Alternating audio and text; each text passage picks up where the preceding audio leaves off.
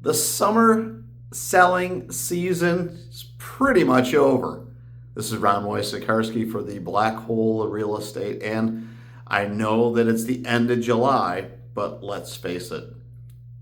If you go under contract next week, you're probably closing like the last week of August. And if you don't, you're pushing into September and we're getting into the fall season. So if you are trying to sell a home and you thought you'd sell it over the summer between the school years, well, maybe that's not happening for you right now. And as we get into August, September's always a quiet closing month. So unless this is the anomaly and there is a surge of homes going under contract over the next 3-4 weeks, then you may not even close in September.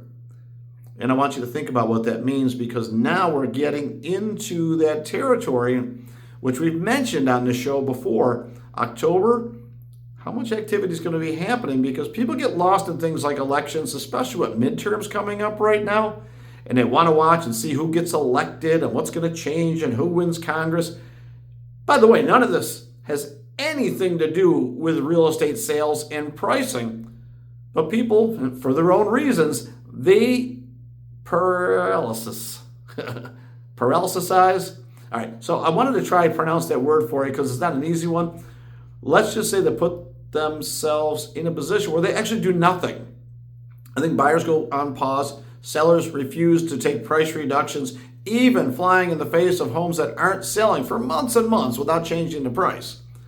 So what we're going to run into right now is that we are literally at the end of the summer selling season at the last day of July coming up, right? Fed meeting has not happened yet, but it will. And when we go through that, we're going to find out if rates moved a little bit or just stayed the same or even went up. And then after that, it's going to make a small, tiny bit of difference, probably no effect in the market whatsoever. It's going to be a real battle to see who gets under contract if you have from the listing side in the month of August. And that would mean you're probably closing in September, but ahead of that time when we get to the midterms, it might slow down again. So you've got this tiny window.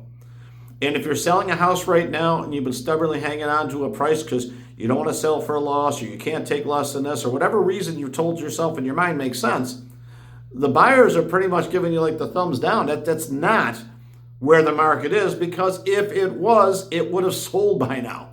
So clearly that's not going to happen. There's nothing that's going to change the market dramatically to make an overpriced listing sell. So your options are pretty good right now. You can stop what you're doing and rent it. And I have a lot of clients doing that and taking listings and putting them into my property management company. So that's a solution. Just rent it. It's also a solution to just take it off the market and try again next year and forget moving, or whatever reason you wanted to move, just set that aside for a year.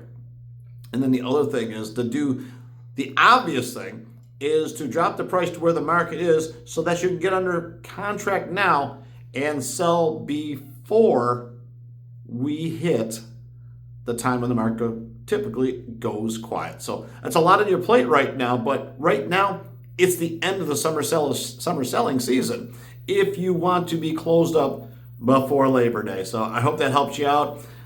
Listen, little true serum never hurts. This is Ron Wojciechowski for the Black Hole of Real Estate.